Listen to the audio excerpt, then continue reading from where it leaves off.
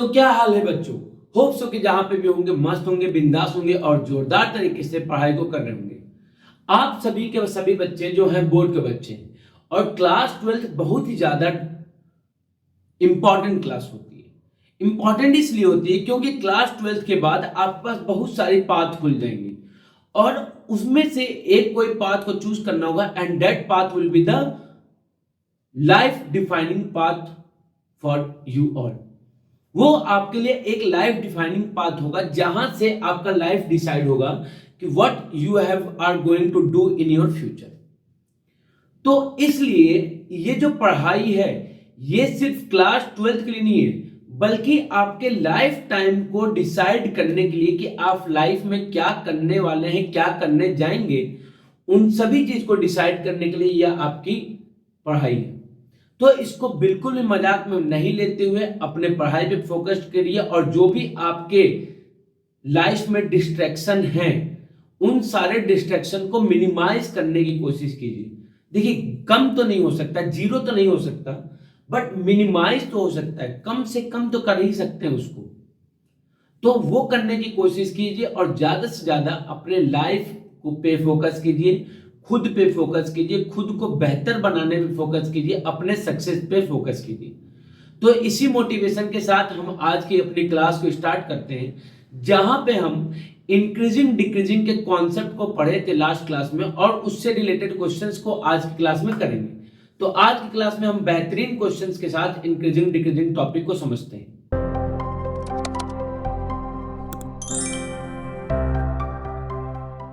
तो बोर्ड पे क्वेश्चन लिखा हुआ है और क्वेश्चन में कहा है कि हमारे पास एक फंक्शन है और उस फंक्शन को हमको बताना है कि किस इंटरवल में इंक्रीजिंग होगा या डिक्रीजिंग होगा।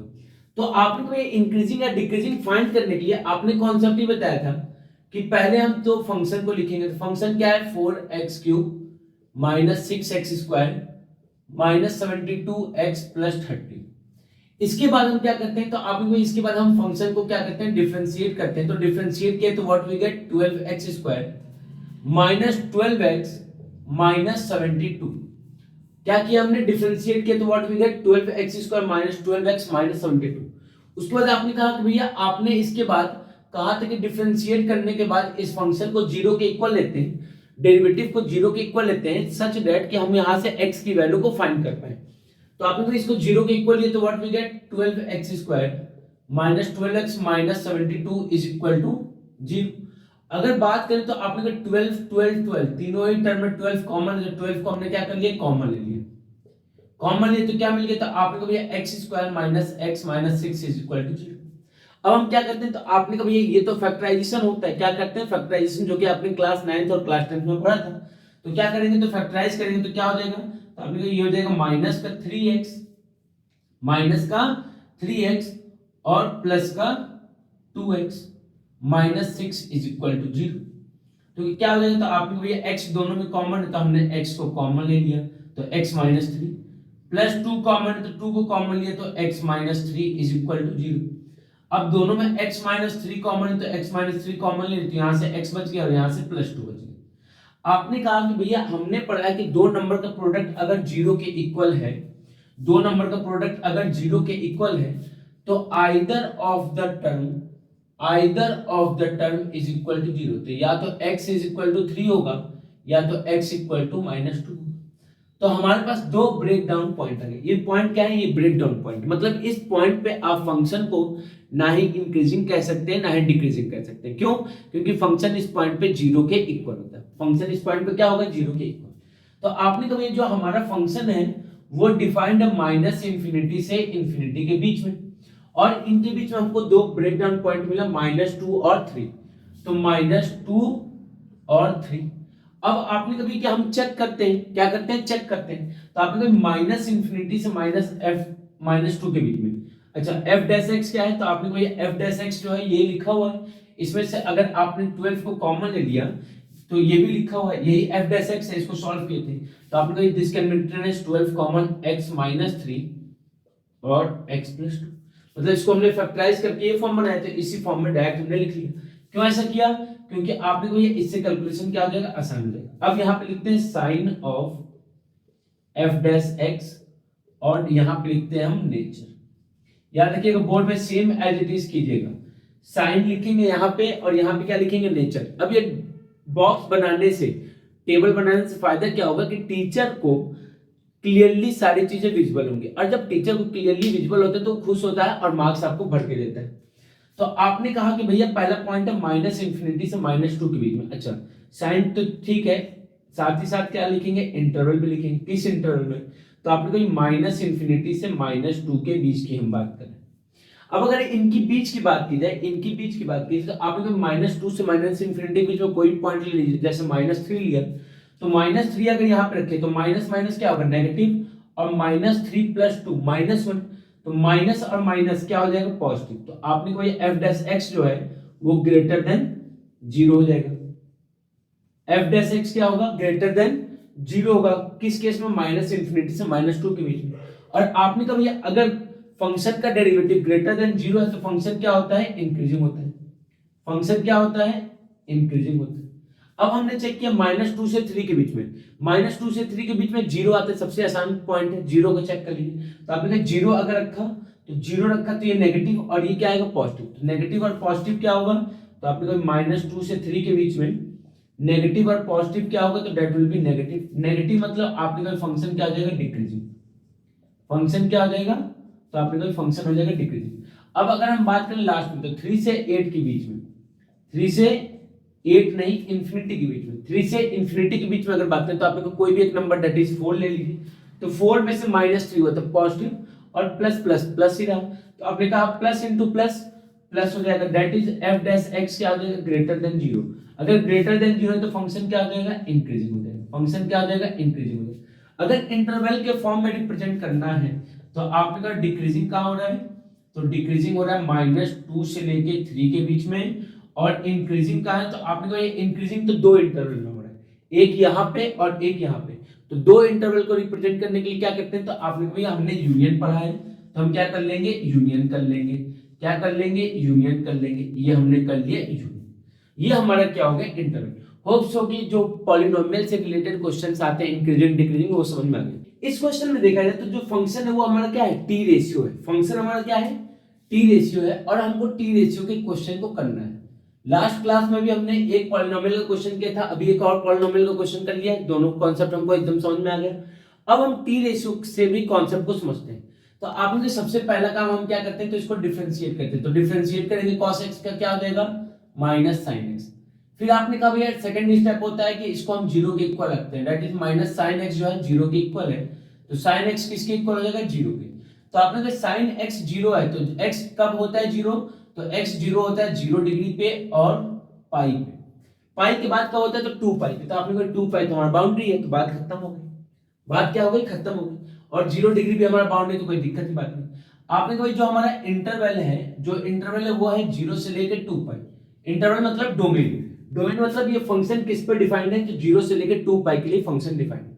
आपने कहा ये फंक्शन डिफाइंड है, लेकिन बीच में एक पॉइंट आ रहा है पाई, बीच में एक पॉइंट क्या आ रहा है, पाई आ रहा है। और ये पाई आने के कारण क्या हो जा रहा है, हमारे पास दो इंटरवल बनना है, एक बनना है 0 से पाई और दूसरा इंटरवल बनना है पाई से 2 पाई। अब चेक करते हैं, तो आपने 0 से पाई के बीच में अगर कोई भी वैल्यूज रखे, 0 से पाई के बीच में अगर वैल्यू रखे तो ये होता है फर्स्ट क्वाड्रेंट और सेकंड क्वाड्रेंट। और फर्स्ट और सेकंड दोनों ही क्वाड्रेंट में साइन क्या होता है, पॉजिटिव होता है। साइन क्या होता है, पॉजिटिव। और हमारा f डैश x है क्या, तो आपने कहा ये तो माइनस ऑफ साइन x है, और फर्स्ट और सेकंड दोनों ही क्वाड्रेंट में ही क्या है, पॉजिटिव। तो पॉजिटिव और नेगेटिव क्या हो जाएगा, तो आपने कहा 0 से पाई के बीच में, 0 से लेके पाई के बीच में ये जो f डैश x होगा that will always smaller than 0। अगर स्मॉलर देन 0 है तो फंक्शन क्या हो जाएगा, डिक्रीजिंग हो जाएगा। फंक्शन क्या हो जाएगा, डिक्रीजिंग हो जाएगा। कहां से कहां तक, 0 से लेके पाई तक। 0 से पाई तक क्या होगा, डिक्रीजिंग होगा। अब बात करते हैं पाई से 2 पाई। तो आपने कोई पाई से 2 पाई की अगर आप बात करेंगे तो पाई से 2 पाई तो हमारा थर्ड और फोर्थ क्वाड्रेंट होता है। पाई से 2 पाई क्या होता है, थर्ड क्वाड्रेंट और फोर्थ क्वाड्रेंट। और थर्ड और फोर्थ क्वाड्रेंट दोनों में ही साइन क्या होता है, नेगेटिव होता है। तो साइन भी नेगेटिव और बाहर क्या लिखा है, नेगेटिव। तो नेगेटिव नेगेटिव क्या हो जाएगा, पॉजिटिव। तो आपने को ये f डैश x जो होगा that will be greater than 0। तो फंक्शन क्या हो जाएगा, तो आपने को ये फंक्शन इज इंक्रीजिंग। फंक्शन क्या हो जाएगा, इंक्रीजिंग। आपने कहा कि भैया 0 से पाई तक वो क्या हो रहा है, डिक्रीज कर रहा है, और पाई से 2 पाई तक क्या कर रहा है, इंक्रीज कर रहा है। तो जितने इंटरवल के लिए वो डिक्रीज कर रहा है सेम इंटरवल के लिए इंक्रीज भी कर रहा है, मतलब जितना वो घटा उतना ही वो बढ़ गया, तो कहां पहुंच जाएगा, तो जहां पे था वहीं पहुंच गया। तो अगर हम बात करें 0 से 2 पाई के लिए, अगर बात करें 0 से 2 पाई पूरे इंटरवल के लिए, तो जो फंक्शन है, फंक्शन एफ एक्स इज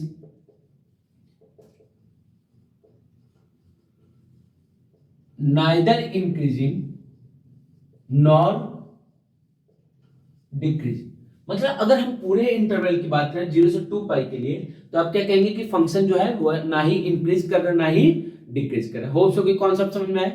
तो एक और क्वेश्चन को देखा जाए, ये भी क्वेश्चन क्या है, तो आपने कभी ये भी क्वेश्चन हमारे किस पे, टी रेशियो पे। फंक्शन क्या दिया है, तो फंक्शन दिया है sin x plus cos x। Concept क्या कहते हैं, तो आपने कोई पहला स्टेप क्या है, पहला स्टेप है इसको डिफरेंशिएट करना है। पहला स्टेप क्या है, इसको डिफरेंशिएट किया, तो sin x का differentiation cos x plus cos x का डिफरेंशिएशन माइनस sin x। तो क्या मिल गया, तो आपने कोई cos x plus minus minus का sin x, ये हमारा क्या हो गया, f डैश x हो गया। सेकंड स्टेप क्या होता था, आपने कोई सेकंड स्टेप होता है कि f डैश x को 0 के इक्वल ले लीजिए, 0 के इक्वल, तो क्या होगा, तो cos x minus sin x is equal to 0। cos x minus sin x is equal to 0, तो आपने माइनस उधर जाएगा तो प्लस हो जाएगा, तो cos x is equal to sin x, तो cos कहां चला जाएगा, डिवाइड में चला जाएगा, तो आपने कोई sin x by cos x जो होगा वो 1 के इक्वल हो जाएगा, और sin बाई cos क्या होता है, तो आपने कोई tan x, tan x किसके इक्वल हो गया, 1 के। तो आपने कोई tan x किसके इक्वल हो गया, 1 के, तो यहां से हमको x की वैल्यू मिल जाएगी। x क्या होगा, तो आपने कभी जो tan x है वो 1 कब होता है, एक तो होता है पाई बाई 4 पे, और ये 1 कैसा है, पॉजिटिव है। तो आपने कोई 10 जो है दो क्वाड्रेंट में पॉजिटिव होता है, एक फर्स्ट क्वाड्रेंट में, अगर क्वाड्रेंट बनाए तो एक फर्स्ट क्वाड्रेंट में और एक थर्ड क्वाड्रेंट में, इन दोनों क्वाड्रेंट में क्या होता है, पॉजिटिव, और फर्स्ट क्वाड्रेंट में हम थीटा लिखते हैं और सेकंड क्वाड्रेंट में पाई प्लस थीटा लिखते हैं। तो आपने कभी एक तो पाई प्लस 4 हो गया, और जो थर्ड क्वाड्रेंट में जब उसकी वैल्यू 1 होगी तो उसको क्या लिखेंगे, तो पाई प्लस पाई बाई 4 लिखेंगे। तो x की दो वैल्यू मिल गई, pi by 4 comma 5 pi by 4, ये हमारी क्या आ गई, x की दो वैल्यू। भैया दो वैल्यू लेनी जरूरी है, हाँ, क्योंकि हमारा जो डोमेन है वो 0 से 2 पाई बोला है, जहां से स्टार्ट करें पूरा। अगर 0 से पाई तक होता, 0 से पाई तक, तो आपने कोई सिर्फ पाई बाई 4 एक पॉइंट होता, 3 पाई बाई 5 पाई बाई 4 हमारा पॉइंट नहीं होता, क्यों, क्योंकि वो पाई के बाद आ रहा है। अब आपने कहा कि भैया अब अगर हम इंटरवल बनाए तो क्या होगा, तो आपका इंटरवल क्या होगा, तो आपने भैया हमारा है 0 से 2 पाई था, बीच में हमको दो पॉइंट मिल गया, एक मिल गया पाई बाई 4 और एक मिल गया 5 पाई बाई 4। हमारा जो f डैश x था, हमारा जो f डैश x था वो है cos x minus sin x। क्या है, cos x minus sin x, ये हमारा f डैश x है यहां से। अब इसको क्या करेंगे, चेक करेंगे। तो आपने कहा भाई टेबल बनाए थे, तो टेबल में लिखते हैं इंटरवल, फिर उसके बाद लिखते हैं साइन, और फिर उसके बाद लिखते हैं नेचर। तो इंटरवल क्या है, तो आपने कोई पहला इंटरवल है 0 से लेके पाई बाई 4, 0 से लेके पाई बाई 4 क्लोज इंटरवल। देखिए बात पे याद रखिएगा, क्लोज इंटरवल और ओपन इंटरवल कहां लेंगे, क्लोज इंटरवल हम लेते हैं जहां पे इंक्रीजिंग या डिक्रीजिंग बोला क्वेश्चन में, तो यहाँ पे क्वेश्चन में इंक्रीजिंग या डिक्रीजिंग बोला है। ओपन इंटरवल हम वहां लेते हैं जहां पे स्ट्रिक्टली इंक्रीजिंग बोला हो या स्ट्रिक्टली डिक्रीजिंग बोला। तो आपने कोई क्लोज इंटरवल हम लेते हैं, क्लोज इंटरवल कहां लेते हैं, इन केस ऑफ इंक्रीजिंग या डिक्रीजिंग। और ओपन इंटरवल लेते हैं, ओपन इंटरवल हम कहां पे लेते हैं, जहां पे हमारा स्ट्रिक्टली इंक्रीजिंग या स्ट्रिक्टली डिक्रीजिंग हो। क्या हो, स्ट्रिक्टली इंक्रीजिंग और स्ट्रिक्टली डिक्रीजिंग। तो जहां पे स्ट्रिक्टली मतलब या सिर्फ इंक्रीज कर रहा हो या सिर्फ डिक्रीज कर रहा हो, बराबर वाला कोई कंडीशन ना हो, तो उस केस में सिर्फ ओपन लेंगे। तो यहाँ पे ऐसा कुछ नहीं बोला है, तो क्लोज ले रहे हैं। 0 से पाई बाई 4, तो 0 से पाई बाई 4 मतलब 0 से 45 डिग्री, 45 डिग्री के बीच में होता है 30 डिग्री, 30 डिग्री पे cos 60 होता है √3/2 और sin होता है 1/2, तो √3 होता है 1.7 और 1.71 में से 1 माइनस हुआ तो आपने कहा पॉजिटिव आएगा, पॉजिटिव आएगा, दैट इज ग्रेटर देन 0 आ गया। अगर ग्रेटर देन 0 है तो क्या होगा, तो आपको ये इंक्रीजिंग होगा, क्या होगा, इंक्रीजिंग होगा। तो आपको यहाँ पे आ गया प्लस। अब बात को समझिए, एक तरीका ये है कि सारे बीच बीच के पॉइंट्स को हम करें और कंसीडर करके सॉल्व कर लें। दूसरा तरीका ये है कि ये कहता है कि अगर पहला वाला प्लस आ गया तो इसके बाद वाला माइनस होगा और इसके बाद वाला फिर से प्लस होगा, मतलब अल्टरनेट होगा, जो साइन होगी वो अल्टरनेट होगी, plus minus plus minus plus minus plus minus plus minus. जैसे मान लीजिए आपने बीच का निकाला, क्या निकाला, बीच का निकाला, तो बीच का अगर माइनस है तो इससे पहले वाला भी प्लस होगा, इसके बाद वाला भी प्लस होगा। तो आपने क्या कहा कि भैया अब हम वैल्यू को ना पुट करके डायरेक्ट भी क्या कर सकते हैं, कॉन्सेप्ट के बेसिस पे लिख सकते हैं। तो ये क्या होगा, स्मॉलर देन 0, तो क्या हो जाएगा डिक्रीजिंग, और 5π/4 से 2π तो आपने कहा ग्रेटर देन 0, तो क्या हो जाएगा इंक्रीजिंग।